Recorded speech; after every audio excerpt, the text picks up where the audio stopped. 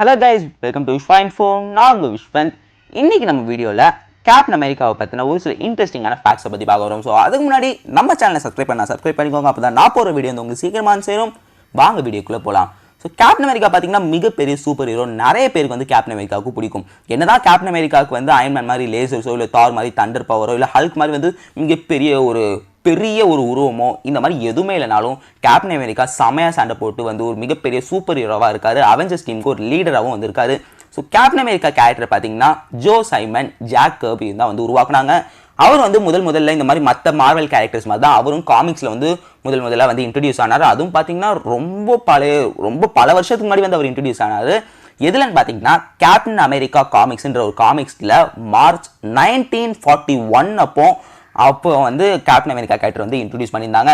So நான் முதலாவது சொல்ல போகிற அந்த கேப்டன் அமெரிக்கா பற்றின ஃபேக்ட் என்னன்னு பார்த்தீங்கன்னா, கேப்டன் அமெரிக்கா வந்து அதாவது சீரம்க்கு முன்னாடி அவருக்கு வந்து அந்த சீரம் கொடுத்ததுக்கப்புறம் தான் அவர் வந்து கேப்டன் அமெரிக்கா மாதிரி பயங்கர ஸ்ட்ராங்காக ஆனார்.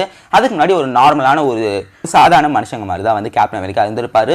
ஸோ ஆனால் அந்த சீரம்க்கு அப்புறம் பார்த்தீங்கன்னா, அதாவது அவர் போஸ்ட் சீரம் கேப்டன் அமெரிக்கா வந்து ஆனார்ல, அதுக்கப்புறமும் பார்த்தீங்கன்னா கேப்டன் அமெரிக்கா இன்னொரு சீரம் வந்து ஒன்று எடுத்துக்கிட்டாராம்.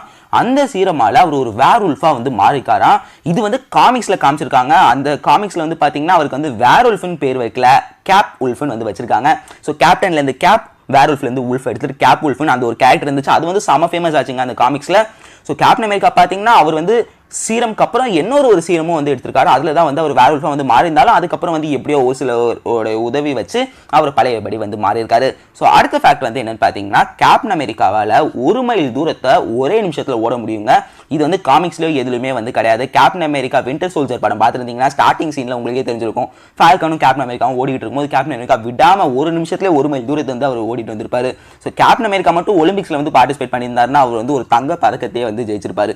ஸோ அடுத்த ஃபேக்ட் என்னன்னு பார்த்தீங்கன்னா, ஆரம்பத்தில் கேப்டன் அமெரிக்கா ஷீல்டு இருக்குல்ல, ஸோ அதுதான் வந்து கேப்டன் அமெரிக்கானாலே அந்த ஷீல்டுலாம் வந்து ஞாபகம் வரும். எப்படின்னா தார்னா அவருடைய ஹேமரோ, கேப்டன் அமெரிக்கானா அவர் ஷீல்டு தான் வந்து ஞாபகம் வரும். அந்த ஷீல்டு வந்து பார்த்தீங்கன்னா ஆரம்பத்தில் ஒரு ட்ரையாங்குலர் ஷேப் வந்து இருந்துச்சான். ஸோ அந்த ட்ரையாங்குலர் ஷேப் வந்து பார்த்தீங்கன்னா அதில் வந்து அமெரிக்கா ஃப்ளாகோடைய அந்த சிம்பிள்லாம் வந்து இருக்குமா. ஆனால் அது வந்து அவருடைய சூட்டோட வந்து ஒரு மேட்சிங்காக இல்லாதனால அதுக்கப்புறம் அதை வந்து ரவுண்டாக ஒரு ஷேப்பில் வந்து மாற்றிட்டாங்களாம். ஸோ அதுக்கப்புறம் பார்த்தீங்கன்னா அது வந்து பார்க்கவே வந்து ரொம்ப சூப்பராக இருந்துச்சு. ரொம்ப ஃபங்க்ஷனால டிசைன் மாதிரி அது இருந்துச்சு. ஸோ அடுத்த ஃபேக்ட் வந்து என்னன்னு பார்த்தீங்கன்னா, கேப்டன் அமெரிக்கா வந்து ஒரு ரொம்பவே நல்ல ஆர்டிஸ்ட்டுங்க. இது வந்து காமிக்கில் வந்து காட்டல, இது வந்து படத்திலே காமிச்சிருக்காங்க. கேப்டன் அமெரிக்கா அது ஃபர்ஸ்ட் அவெஞ்சர் படத்தில் பார்த்துக்கிட்டு இருந்தீங்கன்னா கேப்டன் அமெரிக்கா வந்து சும்மா வந்து ஒரு நோட்டில் அவரே வந்து அவர் வரைஞ்சிக்கிட்டு இருந்திருப்பார். அதிலே வந்து அவர் எவ்வளோ நல்ல ஆர்டிஸ்ட்டுன்னு வந்து அதிலே வந்து உங்களால் வந்து கிளியராகவே வந்து பார்க்க முடியும். ஸோ என்னதான் வந்து வெப்பன்ஸை பயங்கரமாக யூஸ் பண்ணுற ஆளாக இருக்கட்டும், ஒரு சண்டை போகிற ஆளாக இருக்கட்டும், அப்படி ஒரு பயங்கரமான ஒரு தக் லைஃப் வாழ்ந்துக்கிட்டு இருந்தவராக இருந்தாலும் கேப்டன் அமெரிக்கா வந்து ஒரு நல்ல ஆர்டிஸ்ட்டாக வந்து அதில் காமிச்சிருப்பாங்க. ஸோ அடுத்த ஒரு ஃபேக்ட் என்னன்னு பார்த்தீங்கன்னா, கேப்டன் அமெரிக்காவுக்கு வந்து ப்ரீ சீரம்க்கு முன்னாடி அவருக்கு உடம்புல நிறைய நோய்கள் இருந்திருக்குமா. ஸோ ரொம்பவே ஒரு நோஞ்சான பையன் மாதிரி தான் வந்து இருந்திருப்பாரா. ஆனால் எப்போ அந்த சீரம் வந்து எடுத்துட்டு பயங்கரமான ஆளாக மாறினாரோ அப்போவே வந்து அவர் செம்ம ஸ்ட்ரென்த் ஆயிடுச்சுங்க. இதை நான் சொல்லணும் நான் சொல்லலை, நீங்களே வந்து பார்த்துருப்பீங்க. பயங்கரமாக வந்து ஒரு பெரிய வண்டியெல்லாம் வந்து கையில் வந்து தூக்குவார். அந்த மாதிரி வந்து ஒரு இன்வின்சிபிளாக வந்து கேப்டன் அமெரிக்கா வந்து ஆனார். அடுத்த ஃபேக்ட் வந்து என்னன்னு பார்த்தீங்கன்னா, கேப்டன் அமெரிக்கா வந்து எந்த வெப்பன் அவருக்கு தெரியாத ஒரு வெப்பன் எடுத்தாலும் அது ஒரு சில செகண்ட்ஸ்லேயே வந்து அவர் ஈஸியாக வந்து மாஸ்டர் பண்ணிடுவாரா, அதாவது ஈஸியாக வந்து அவர் கற்றுப்பாரா.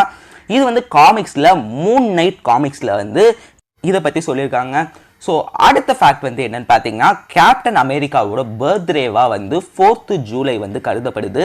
ஏன்னு பார்த்தீங்கன்னா வந்து கேப்டன் அமெரிக்கா வந்து ஒரு பேட்ரியாட்டிக்கான ஒரு சூப்பர் ஹீரோவாக வந்து காமிச்சிருக்காங்க. ஸோ கேப்டன் அமெரிக்கா கேரக்டரை உருவாக்குனதுக்கு காரணமே வந்து ஸோ அப்போ வந்து வேர்ல்டு வார் டைம் வந்து இருந்த காலம். ஸோ அப்போ வந்து ஒரு தேசப்பற்றை வந்து கொண்டு வரணும்னு சொல்லிட்டு இந்த மாதிரி ஒரு சூப்பர் ஹீரோவை வந்து கொண்டு வந்திருந்தாங்க. ஸோ அதனாலே வந்து யுஎஸ்ஏவோட இண்டிபெண்டன்ஸ் டேவாக இருக்கிற 4th ஜூலையே வந்து கேப்டன் அமெரிக்காவோட பர்த்டேவாக வந்து கருதப்படுதுங்க. ஸோ இதெல்லாம் பற்றி தான் நான் இன்னைக்கு இந்த வீடியோவில் சொல்லணும்னு ஆசைப்பட்டேன். உங்களுக்கு இந்த வீடியோ பிடிச்சிருந்ததுன்னா லைக் பண்ணுங்கள், ஷேர் பண்ணுங்கள், கமெண்ட் பண்ணுங்கள். மறக்காமல் எங்கள் சேனலை சப்ஸ்கிரைப் பண்ணுங்கள்.